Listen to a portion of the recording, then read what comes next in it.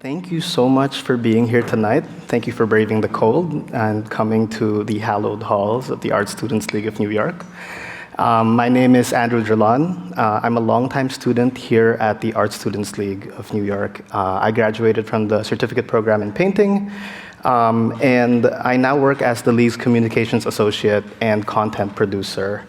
I'm also a National Book Award-winning comics creator who's lately been drawing comics of characters like Shazam, Batwoman, Teen Titans, and so on for DC Comics. And for those of you who are new here, welcome to the Art Students League of New York.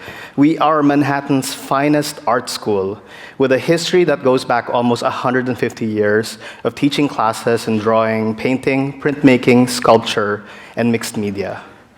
More recently, we've been offering classes and workshops in comics and narrative arts. And they run a whole gamut of topics, from sequential art to caricature to concept art for animation and beyond. Tonight's topic centers around a particular form of comics that can be described as the single panel or gag cartoon. These cartoons, often meant to elicit laughter or amusement from the viewer, may appear deceptively simple, yet they often encompass a broad human or cultural observation in a single image or line.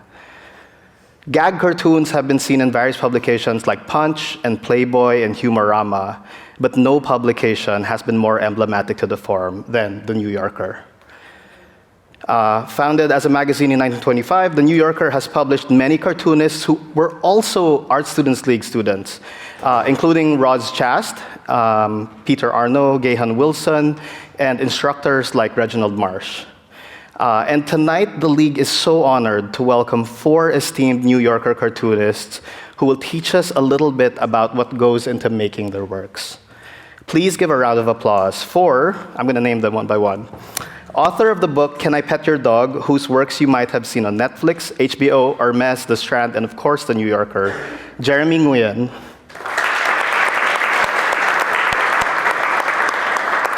The Emmy-nominated, WGA award-winning, Peabody award-winning Asher Perlman.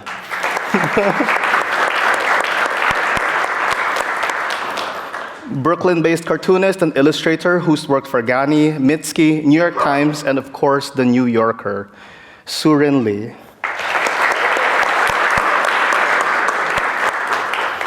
And lastly, a New Yorker cartoonist whose works have been exhibited at the Museum of Modern Art, the Pompidou Center, the Hirshhorn Museum of Art, and who will be teaching an upcoming workshop on gag cartoons here at the League. Please welcome Richards Smit.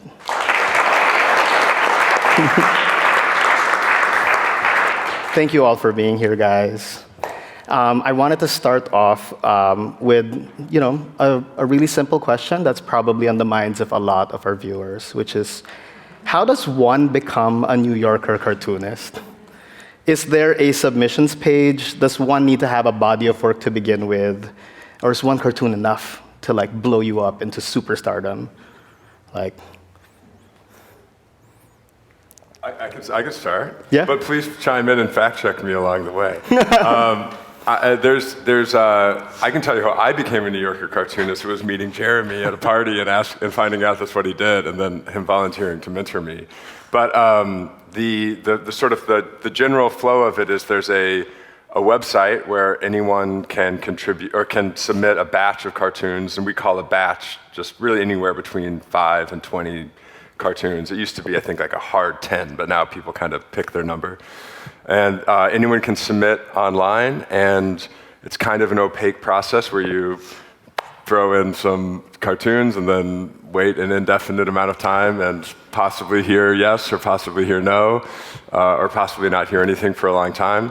And you keep doing that until you receive an email from the editor which says usually, hey, none of these sold, but we like what you've been doing, and we'd like for you to start emailing me directly so I can get to your work a little faster.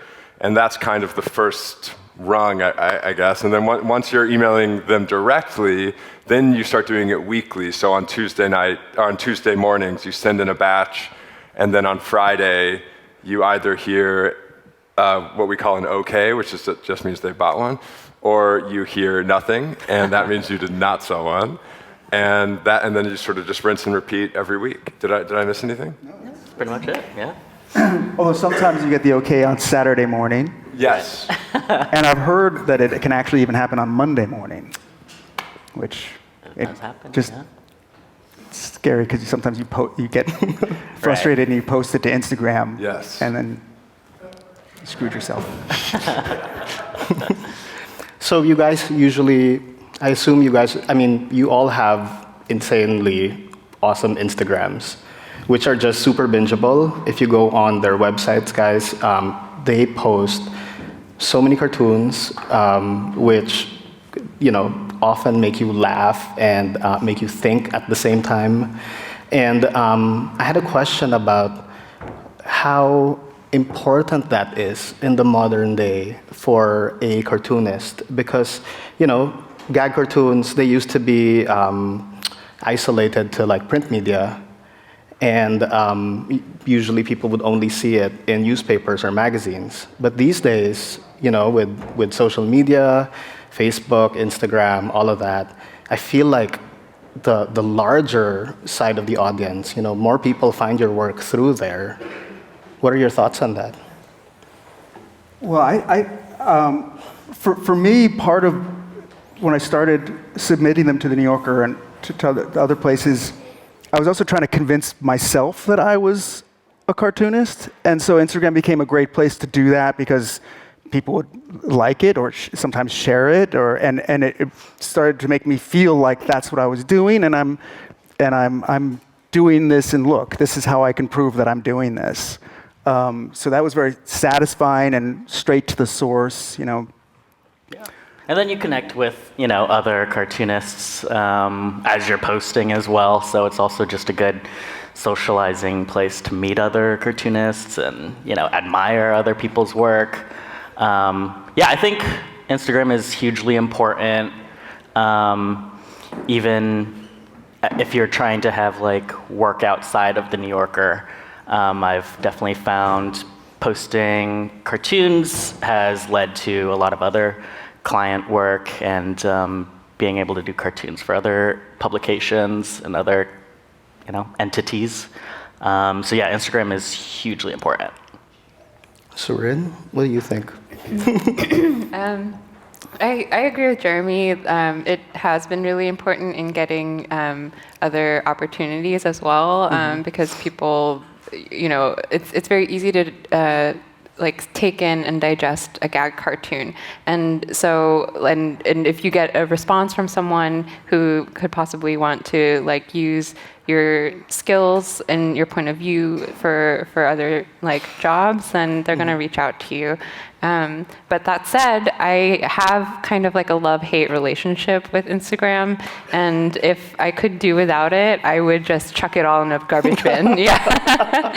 So, yeah. And it has its pros and cons, yeah, right? Social exactly. media, the Yeah. openness. I'm sure you guys get comments, some of which are awesome, some of which are maybe less than savory. Especially with the topics you guys cover, because I feel one thing about gag cartoons, single panel cartoons, there's this friction that often occurs between someone who consumes these things, if you're just looking at them, it takes you sometimes 2 or 3 seconds, maybe 10 seconds max to read it and understand it. Part of it is the style tends to be a little simpler. A lot of it is refined or boiled down into a single line or a single image. But I want to clarify with you guys, because you are all super practitioners on this. How long does it take to make a cartoon? On an average day, I'm sure my suspicion is that some of your cartoons are they just come to you in white heat, like a gift from the heavens, and it just happens in one night. Here you go, magic. But I wonder if there are cartoons you revise or struggle with or do over and over. Most are the latter, and very, very few are the former. Yeah. It's what is it, 99%, labor and revision, and then the 1% inspiration striking. So that's my experience. Maybe there's geniuses amongst. Every idea I have is just immediate and it's perfect. So I actually don't, no. I'm 100% the same way. I think I actually think that's. I come from a. I kind of feel like in all forms of comedy specifically, but I think maybe just art in general, there's sort of this fantasy version of the perfect book idea landing in my lap, or the perfect idea for a screenplay, or the perfect idea for a sketch, or whatever your medium is. And I feel like the lesson I have to learn over and over whenever I sort of branch off into a new field of creativity is that ideas almost explicitly never fall into your lap fully formed, and you sort of have to force yourself to wrestle with the blank page daily. So yeah, I do brainstorming every morning, and that's where all my ideas come from. And I think maybe like once every 6 weeks, I'll think of one and go, oh, that might work. And then it almost never does, too. So even that's not a good metric. Yeah. I consider, well, if we're talking about like time, the actual drawing might take like an hour or two at the most. But writing the jokes and coming up with the jokes, that's like a lifelong process, you know.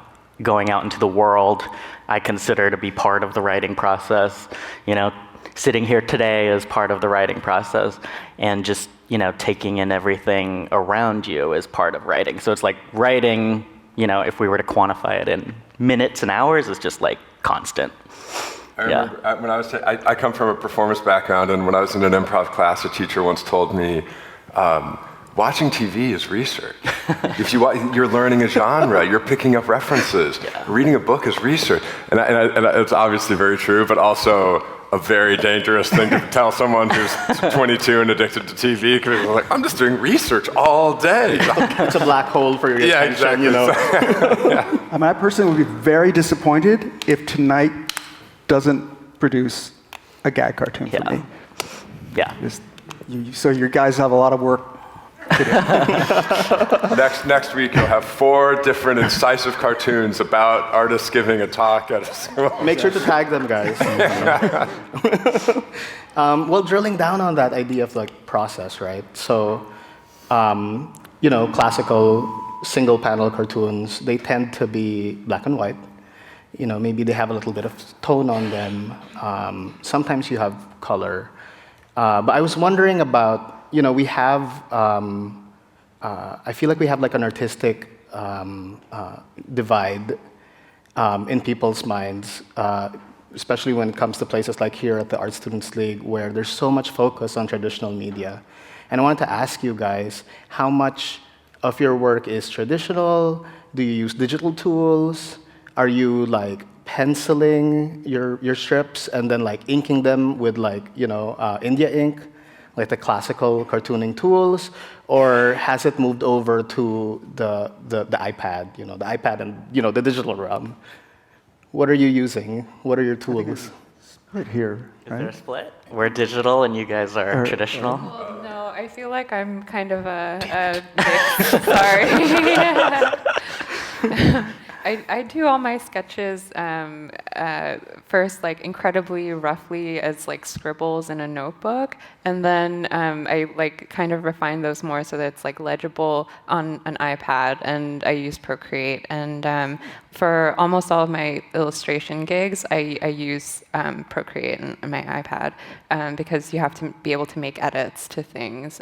But for the final cartoon that's bought by the New Yorker, I almost always do it by hand, and it's on Bristol board. And I do use non-photo blue pencil to pencil everything, and then I use India ink, and it's all done by hand. And then it's finally cleaned up when it's scanned and stuff. But that's me, yeah. But I use a mix, and I think like different tools work for different projects, and it's just that. It's just another medium, a format, and if it speaks to you or it doesn't, that doesn't make you like any more or less of an artist, yeah.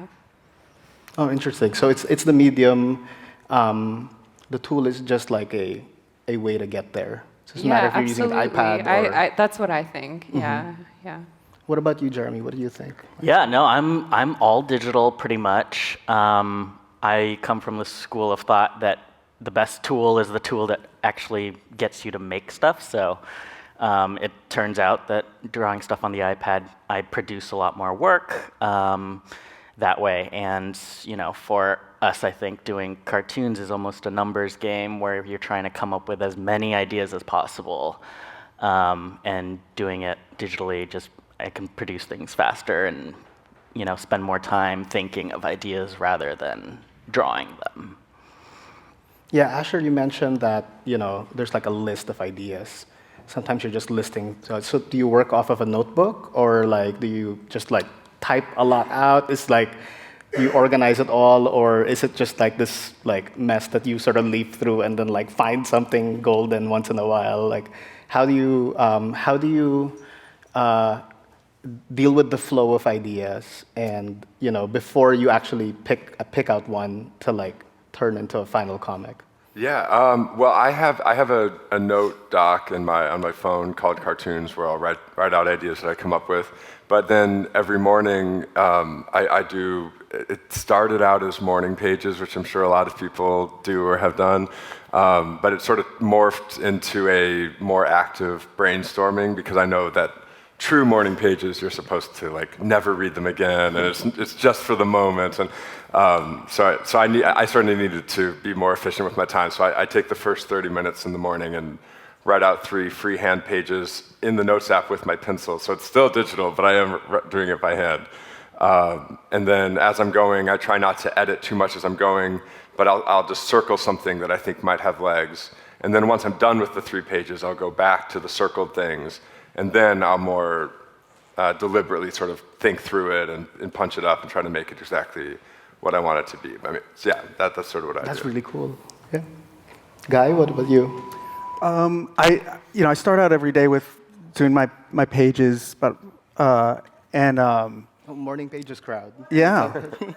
So it's basically automatic writing. It's the old surrealist trick of automatic writing and I do it I set a little alarm, and as I'm doing it, if something pops up that's maybe funny, I circle it so that I can then transpose it into this little book, which I just can't keep with me, and that's like the decent ideas, or which generally end up not being decent or changing, or and then I because I come out of painting, I've stuck with the more traditional. I enjoy drawing with on paper, and I also, because coming out of painting, I had patrons and collectors, and I could sell the originals, and so that became a real way to support myself when I wasn't always actually selling cartoons to the New Yorker. But it gives me something that I can, translate into cash. Guy, with your works, I noticed that like one of the very distinctive things about it is they tend to have a wash, like a watercolor wash or an ink wash in the background. Yeah. What led to that choice? Was it really just the painting, or? Well,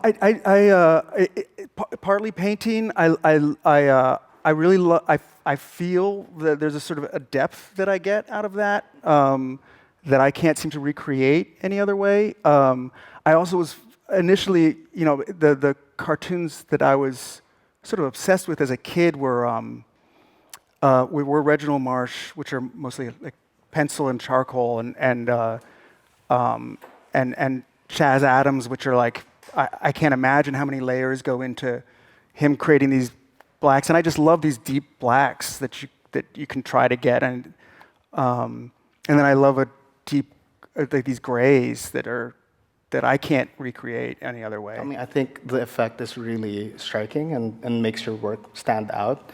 And it's really interesting how that marries itself to your fine arts work. It's like there's like a conversation going on between the two. And actually, I wanted to jump into that idea of conversation because, you guys you're making so many cartoons. Like, what is the average number of cartoons you make a week?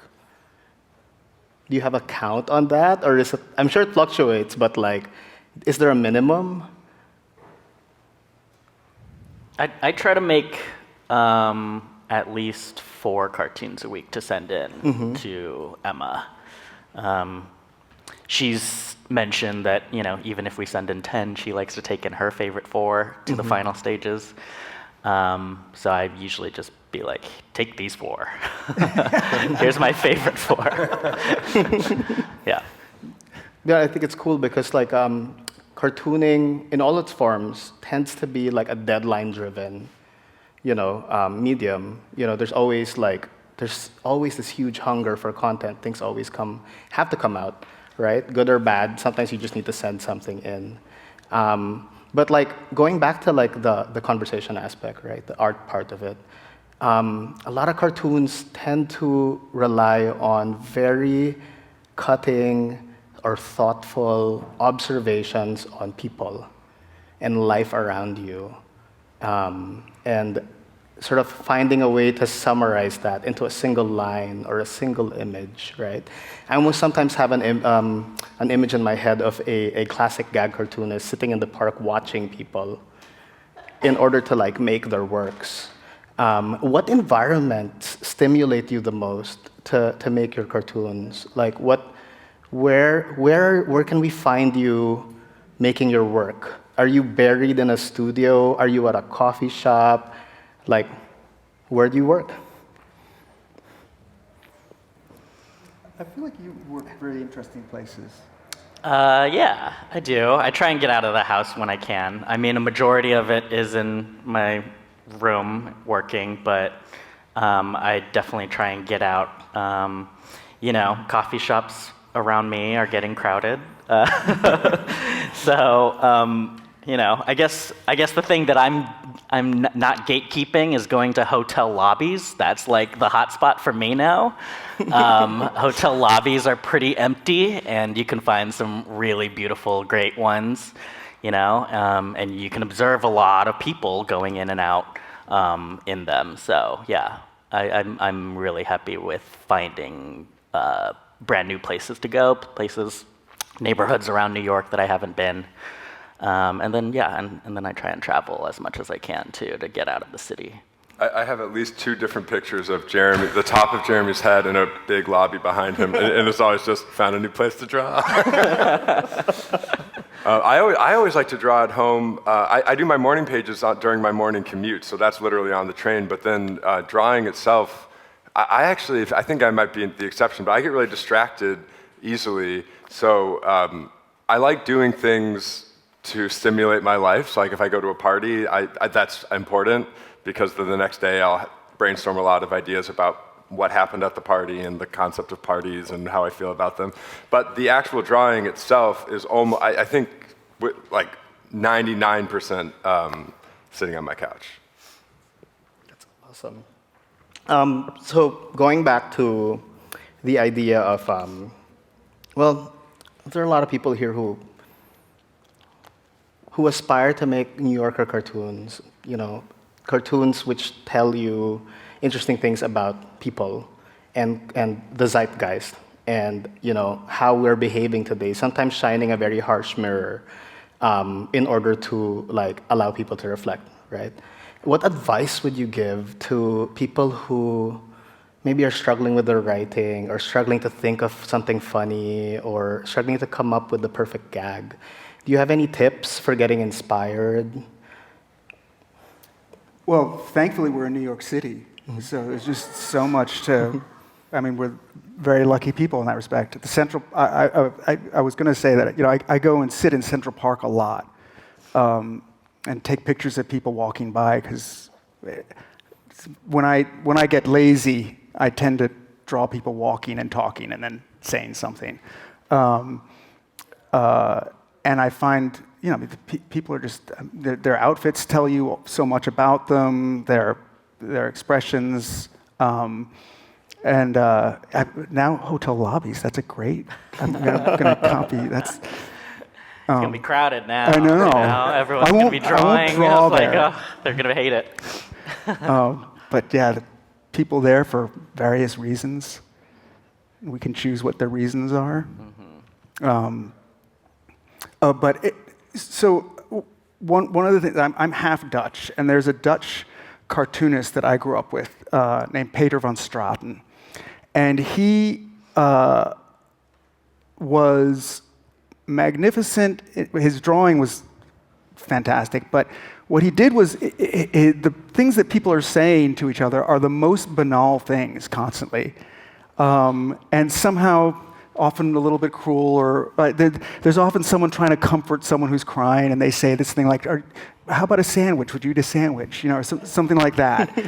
And so it really doesn't have to be much. He proved it, that they really just it needs to be real. It needs to be the way people talk. And the sort of like the little ways that we communicate or try to control a situation when we have no control of a situation, and so you don't have to actually always go for big laughs. Those are great, and sometimes they come up from behind you, and that's great too. But I would just finding that thing. It doesn't have to scream funny for it to be fun, and then it's a combination sometimes of the drawing and this line or.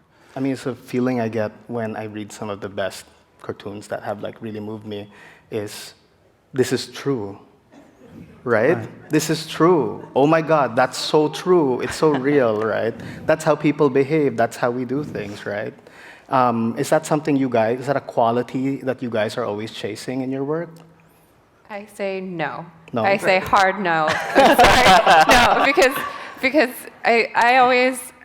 I'm of the school of thought that if you're trying to go for I'm gonna make a universal truism or statement, it's gonna bomb. You're gonna do so badly. Okay. I say get as close to the bone of your own self as possible. What's actually needling you? What is personal to you? What makes you laugh? What's funny to you? And if you can get really, really specific and minute with that, that's gonna be universal. That's gonna be hilarious. So it's finding yourself in your work. Yeah. I would definitely agree. There's kind of a dirty word amongst cartoonists, and the word is relatable, and that's kind of the worst compliment we can receive about a cartoon. And most common. But yeah, I agree. It's figure out yourself and what you like and what makes you laugh, and then on top of that, I would say listen and be observant. Listen to the world around you and things that people say, and then be able to take the things that people say and put your own spin on those words. And I think that really just helps bring out, unique cartoons that represent your personality and your type of funny. Yeah, this will sound kind of corny, but sometimes I feel like brainstorming joke ideas, it almost borders on mindfulness meditation, because it requires you to look inward at yourself in a very deliberate, calm way where you can actually see what thoughts are arising and really look at them and examine them. And I know, because I feel like you have the world that you can observe and see how people behave, and sometimes I actually feel more inspired by what are my own thoughts about something. And then the hope, of course, is that you can then universalize the personal, and that will be something people recognize. But I think sort of just slowing down. I think you were saying sometimes you feel I think the original question a while ago was how do you break through, effectively writer's block? And I feel what I found at least is that experiencing writer's block and thinking to myself, oh, this is an experience I'm having. How do I feel about having writer's block? All of a sudden, I've broken through it, and now my cartoons are about being a creative person, which, that it can become very self-referential, but everyone experiences writer's block at some point. So even the experience of struggling can become itself the idea-generating experience. Yeah, don't be afraid to be a little meta. Yeah. Right? Yeah. I was wondering if you guys could illuminate for our audience what the experience is like working with an editor. That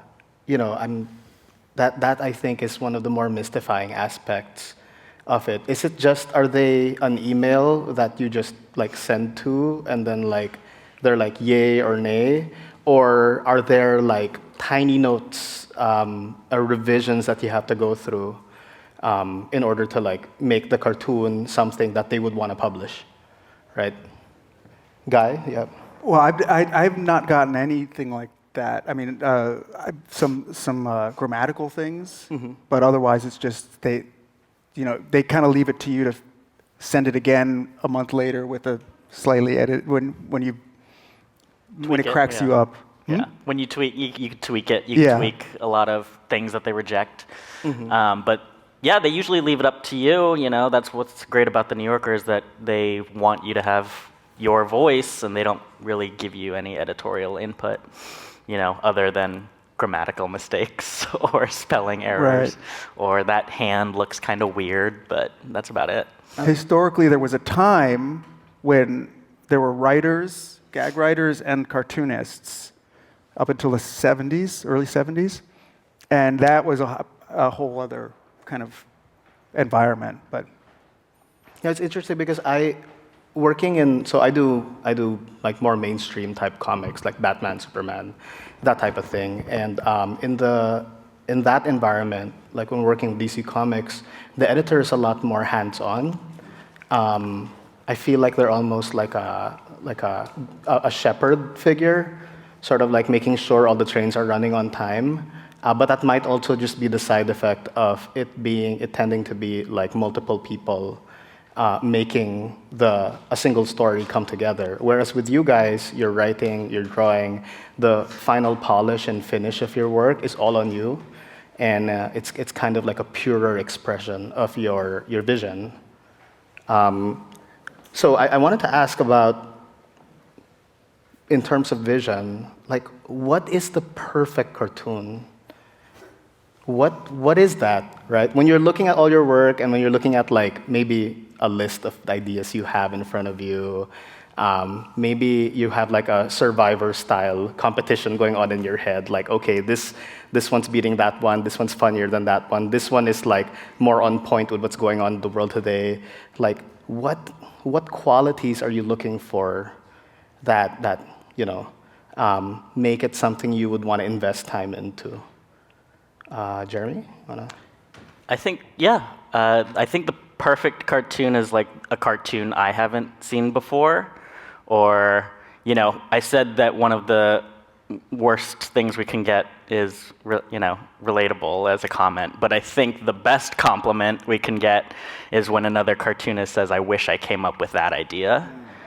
You know, that's usually when you figured you've hit on something new and something that, you know, another cartoonist wished they could have done and made and thought of, and but you're the one who got there first, and so that's kind of satisfying. What about you, Asher? Yeah, I mean, I think Jeremy nailed it. I think that everyone sort of has their own. I mean, I think some cartoon. I mean, now I'm talking about other people, and I shouldn't do that. But I feel like some people lean more toward wry, and some people lean more toward relatable. And so, I personally, my personal guiding principle is funny. Like that. Like I would rather be funny than relatable. I'd rather be funny than like. So that's my personal thing. So if I have a cartoon that makes me laugh, then I consider that a win. But again, I think that's kind of a. I don't think that's universal amongst cartoons. I feel like people kind of approach it differently. What about you, Suerynn? Oh, yeah. Is that similar to your experience, or? Yeah, I mean, I think that, like, because we're just different people, we can't help but approach things in our own unique way. And I mean, like, I think, like, you know, our personal, like, creative North Stars are going to, like, really vary wildly. Like, for me, what's funny, it's subjective from person to person. So of course, I want my gags to be funny. But for me, I think it has a flavor of like, I don't know, like heartbreaking, like just gut-rending. like that's what I want out of funny, as in addition to humor. So that's, I think it's going to, it really depends. Yeah. I've always described Suerynn's cartoons as devastating. That's I love that, Jeremy. yeah, Baked with devastating. Yeah. Guy, what about you? What do you think? The perfect comic. I really love cartoons that maximize the economy of the form. So when they there's a cartoonist who just died, and I'm forgetting his name right now. The Squiggly Lines, Vermont. Sam Gross? No. He also just we lost a lot this year. Squiggly Drawings lived in Vermont. Thank you very much. Ed Corin? He described gag cartoons as lightning plays, and to me, that's exactly just the maximum amount of information implied, so that you can put together the joke yourself without having it be explained to you. And it's a very evasive thing that happens rarely, but when you see it, it impresses me. And yes, and you get there like, damn it, why didn't I come with that? But yeah, so just because I find that the economy of the gag cartoon is just absolutely fascinating. How you can do this weird thing in black and white, one image, one line, preferably as short as possible of a line, and then have this massive cultural impact. I mean, I grew up with Sam Gross's, like the frog, the little frog, and I don't know if you've, so there's a couple and they're sitting at a restaurant, and it says on the wall of the restaurant, today's special frog's legs, and you see this little frog wheeling himself out of the kitchen with the, and he's looking depressed, and it's the minimum. He's giving you as little as possible, and then you can build this whole thing. And then it was on T-shirts and album covers. And it's like this little drawing, and somehow it made that kind of an impact. It's fascinating to me. So that's an aspirational thing. So when you were talking about revisions earlier, Suerynn, you were is that a little bit of what you're chasing after? Sometimes the economy. Do you feel like sometimes you make a cartoon and it's just a little too many words, or the image is just a little too many things happening? And are you trying to boil it down more often, or are you more often trying to create more detail or add a little extra to push it forward? That's well, I rarely feel like I'm necessarily trying to economize. I think I am trying to build out the strongest possible cartoon for myself. But I feel like that is often, for me, I just want to work with what's necessary and what's crucial. I love when even artists in different media, in TV or film, there's no, every element is totally necessary to whatever story they're telling. There's no fluff. Yes, there's no fat. I love that. That to me is so what I want my work to be. And that's hard because it's really hard. It's often much easier to hide behind detail. It actually feels very satisfying to pour more detail onto something. Because so many more words, so much cleverness, so much rendering, and sometimes that can mask the core of it, or it can just overdo it, right?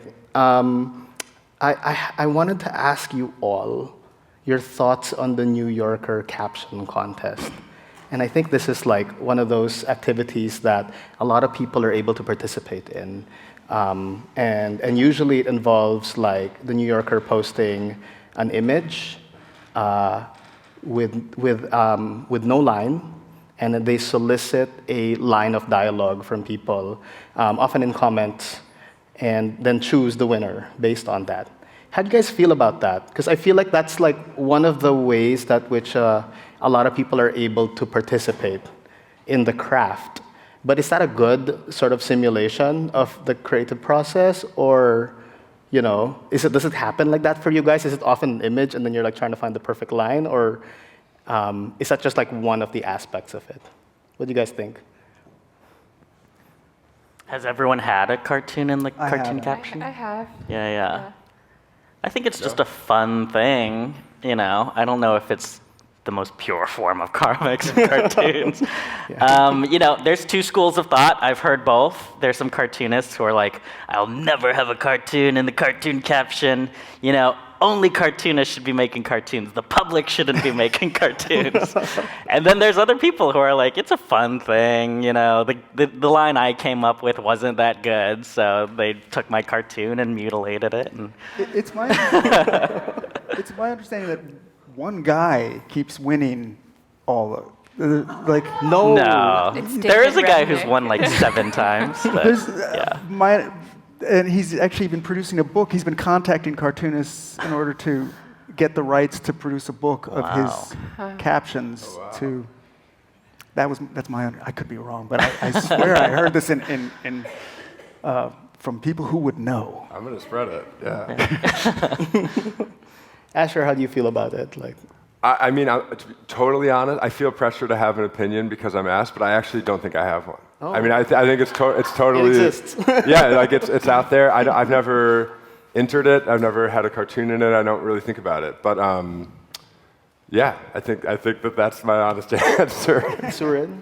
I've had a couple of caption contest cartoons, and I feel like when you brought up the fact that like could it possibly mimic the creative process, that kind of like perked my antennae up, because the way I work with ideas, or like the process of generating cartoons for me, is a bit different from like all y'all, because I don't work with like a list, like a written list. I'm almost always starting with like rough sketches and like drawing first, honestly, and then like trying to, like, it's a process of like drawing initially that from which like the jokes come out. And I think that like it is kind of like when a creative act happens, in that like when people submit captions, they can often like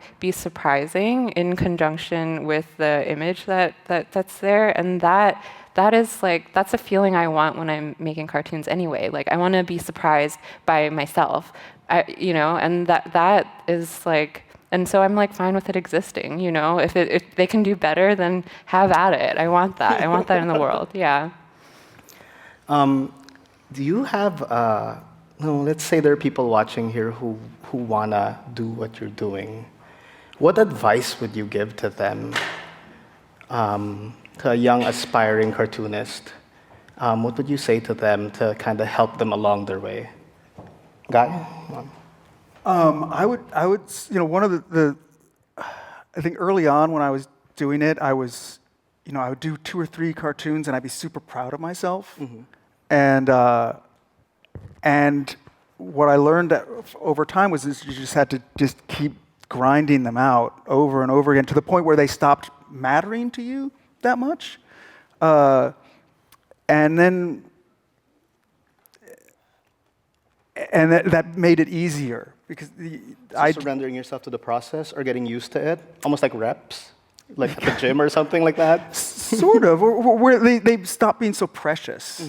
That was a really important lesson to learn that I learned kind of late. What about you, Suerynn? What advice would you give? I think along those lines, I would say that the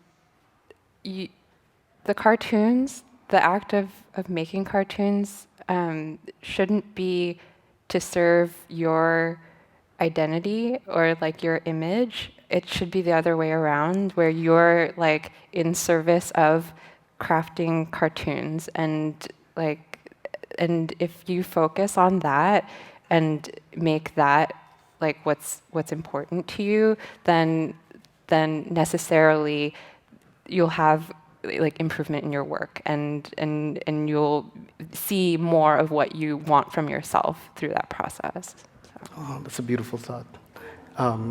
Asher, advice?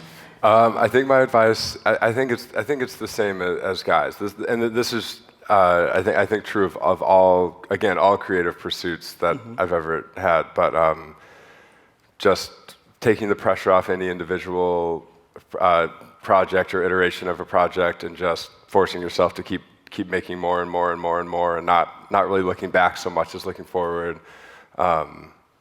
Yeah, I mean, I respond to deadlines, and so even before I was submitting regularly, I would say make 3 cartoons a day for the next 2 weeks or whatever, and then just do it. And they don't have to be good, but I think just pushing through that sense of preciousness feels like the most important thing I think you can do. Advice, I would say go take Guy's class. Yeah. You can sign up for it today. I'm sure many of the reps here will be happy to take down your information. But no, advice I would give is, yeah, exactly. Draw a lot, draw a ton, draw all the time. Read a lot of cartoons. Learn about what cartoons are already out there, and then just make a ton of things. And try and come up with, interesting ones, play with the forms, there's lots of tropes out there. And do different takes on all these tropes. And the more you do it, the more you'll find the bad ones, and then you'll be able to, mine for the good ones. Yeah. Speaking of good ones, I feel like the history of cartooning is maybe not as well known, like to the wider public. Do you guys have favorite cartoonists that you wish like other people knew about? Can we geek out a little bit? Like, name me some names that that you think like would make a big impact on people if they knew about them. Like anyone who's inspired you in your growth, or a cartoonist who's made like a big impression on you when you were learning the craft. I mean, I'm inspired by everybody who's on stage here today. I think one really cool thing about cartooning is that there's so many really talented people who are currently doing it. You don't even have to. I know your question was about the history, and there's definitely like the greats. If you go back and look at the New Yorker encyclopedia of all cartoons, you're going to find so many gems that you didn't know about. But comedy ages like milk, and a lot of times the best stuff is the stuff that's out there right now. So the people on stage here, Ellis Rosen, Brendan Loper, I'd like just go on any cartoonist's Instagram account and then look at who they're following and follow all those people, and your feed will be filled with really funny people. That would be my advice. It's actually great advice. So now I wanted to pivot towards, we talked earlier about how you guys are so multidisciplinary. There's a writing aspect, there is a drawing aspect, right? And I think for some of you, there's also been a performance aspect. Like some of you have done stand-up comedy. How have these things influenced your work? Do you think they're all just part of the same continuum, or do you feel like you're shifting into different modes of thinking, or different artistic selves when you're engaging on these other parts? Asher, what do you think? I kind of feel like it's activating the same part of my brain no matter what I'm doing, because joke writing in any of its forms is still the same. It's effectively setup punchline, and if that setup is an image or that setup is a sentence, it doesn't really make a difference. So I don't really feel like I'm shifting between anything when I go back and forth. And even with writing narrative scripts, obviously the story is longer, but in a single panel cartoon, ideally you're telling a story anyway. So I think it all feels like it's kind of just all in the same crock pot of creativity. When you're writing scripts or I guess sketches, do you come up with New Yorker cartoons in the midst of them and then pull them out and save them for New Yorker cartoons? I will from now on. Yeah. Is there a question you always wanted to ask one of your peers? Not for up here in this panel. I was like, if this is your chance to put your contemporary on the spot, someone who maybe you respect their work or you're curious about something that they do. Do you have a question? How do you do that? I've been wanting to ask Guy, you do cartoons on large canvas sometimes for art shows and stuff. Yeah. Are you sending those in as final pieces, or are you saving your favorite ones for the canvas, from sketches? I sort of save my favorite ones, or ones that, that I thought were effective. The reason I started cartooning was because I think it was clear. I really find this art form just absolutely fascinating and a really important one. And to quickly, so my sort of coming of age in cartoons was I was 8 years old. My grandparents had the 1925 to 50 New Yorker cartoon anthology. It's very funny, but then there's this one page. You open it up, it's a full-page cartoon. It's these people staring off into a light. And the light is off the page, but you see it coming on. And they look like they're dressed as they're farmers. And there's a woman with a child on her shoulders who's also staring at the light with her mouth agape. And there's a concerned woman behind her. And the woman who's holding the child turns around, is looking proud. She turns around and she says, "It's her first lynching." Oh my God. And it turned out to be by Reginald Marsh, who was a teacher here, was one of the first cartoonists of the New Yorker. It's never appeared in any other anthology. I think it's from 28, which would have been a time when the only subscribers were all, drunk in the lobby of the Algonquin. But it was one of the most powerful images, and I remember immediately going, being traumatized, understanding what was happening and thinking Jesus, I'm looking at art. This is incredibly powerful art. And he later went on to do all the covers for the New Masses and the Communist Party, and he was an incredible artist, Ashcan school guy. But it was just this, I never looked at cartoons, even the lighthearted ones, everything, it just was this, an incredibly powerful tool, and I felt that they should be on any painting should be on a wall, and so that recently, in the last few years, brought me to cartoons again, and I didn't want to steal other people's cartoons for paintings. I wanted to learn how to do it and try to do something decent and get decent at it, and then the idea was to take the most effective ones and turn them into large-scale paintings. And that's why that happened. Oh, wow, thank you so much, everyone, for all your insightful answers. We're not done. We're going to start turning this over to audience questions. Thank you so much, guys.